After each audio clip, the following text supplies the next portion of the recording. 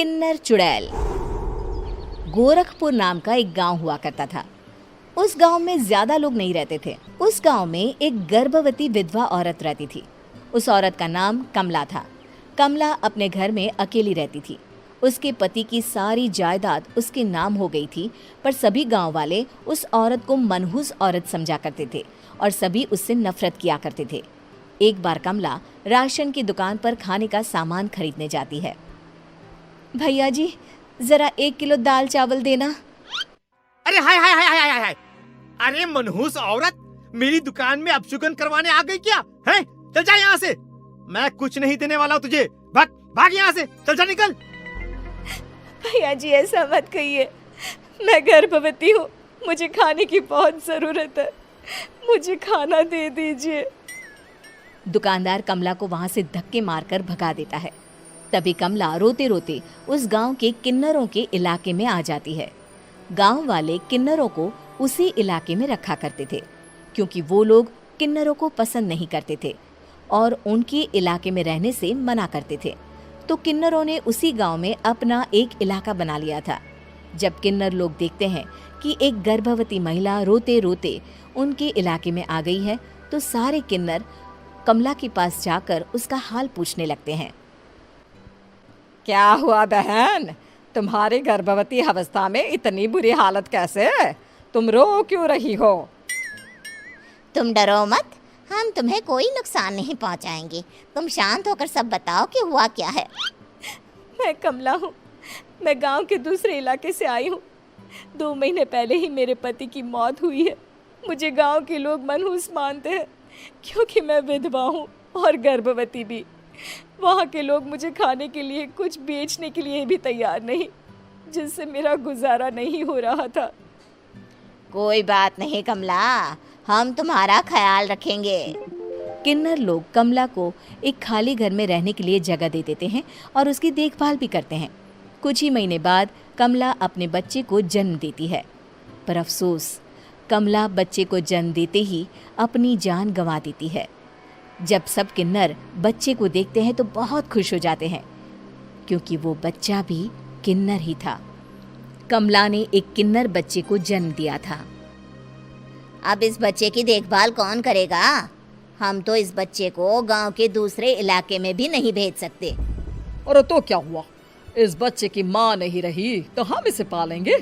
अब ये हमारे इलाके में रहेगा, हमारे साथ रहेगा। फिर वो किन्नर उस किन्नर बच्चे को गोद ले लेते हैं, उसका नामकरण कराते हैं। उस किन्नर बच्चे का नाम शक्ति रखा जाता है।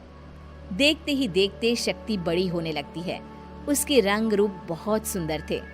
वो बहुत सुंदर किन्नर दिखती है। एक दिन शक्ति एक किन्नर से पूछती है, माँ जी सुनिए ना, ये गांव के दूसरे इलाके में भी तो लोग रहते हैं, तो हम वहाँ क्यों नहीं जाते?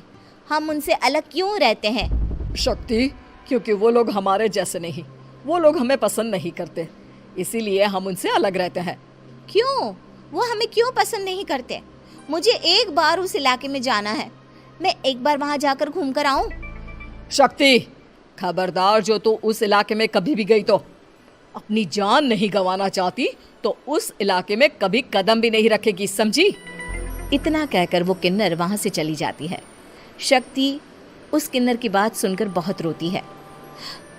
माँ जी, ऐसा कैसे कह सकती हैं? उन्होंने इतनी सी बात के लिए मुझे इतना डांटा। अब तो मैं उस इलाके में जरूर जाऊंगी। गांव के दूसरे इलाके में चुपके से जाती है। ये लोग तो हमारे जैसे ही इंसान हैं, तो ये हमसे नफरत क्यों करते हैं? जब शक्ति उस इलाके में पहुंचती है तो गांव के सारे आदमी उसके रूप से मोहित हो जाते हैं। वो लोग ये अंदाज़ा नहीं लगा पाते कि वो किन्नर है। शक्ति की सुंदरता देखकर सारे गांव वाले उसकी तारीफ करने लगते हैं। तभी गांव का चक्कर लगाने गांव के जमींदार का बेटा हर्ष वहां पहुंचता है। हर्ष भी दिखने में बहुत सुंदर होता है। जब हर्ष ने शक्ति को देखा तो वो भी उससे मोहित हो गया, और जब शक्ति की नज़र हर्ष पर पड़ी तो वो हर्ष को देखकर मोहित हो गई। आपको पहले कभी इस गांव में देखा नहीं। इस गांव में आप नए हैं क्या? जी नहीं, वो मैं बस।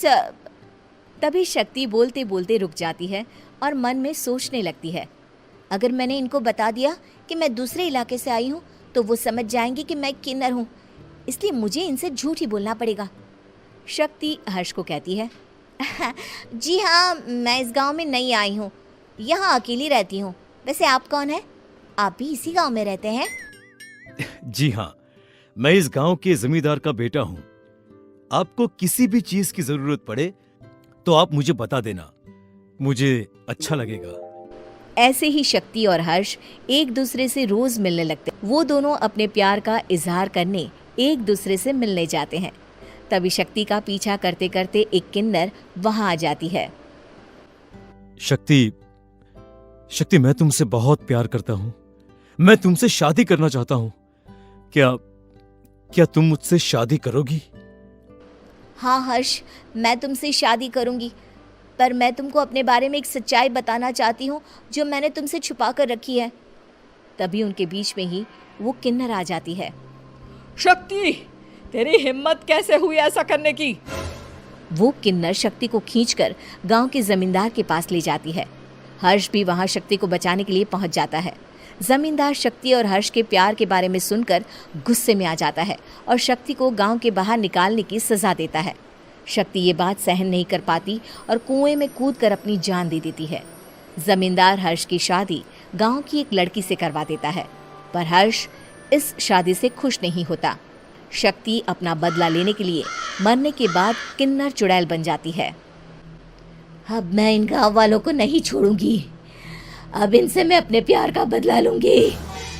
किन्नर चुड़ैल गांव वालों को परेशान करना शुरू कर देती है। एक बार वो रात को गांव के खेतों में पहुंच जाती है और वहां आग लगा देती है। सारी फसल जल के राख हो जाती है। जब एक आदमी रात को उठकर देखता है कि खेत में आग लग गई है तो वो वहां पहुंच जाता है। वो देखता है कि खेतों के बीचों बीच एक किन्नर चुड़ैल खड़ी है और वहां खड़े होकर ताली बजा रही है। गांव वाला किन्नर चुड़ैल को देखकर बेहोश हो जाता है। जब सुबह उस आदमी को होश आता है तो वो सीधा जमींदार के पास जाता है। अरे जमींदार साहब, अरे वो किन्नर चुड़ैल ने मेरी सारी फसल चला दी।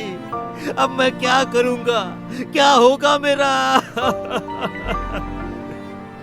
जमींदार चुड़ैल किन्नर का नाम सुनते ही सब कुछ समझ जाता है।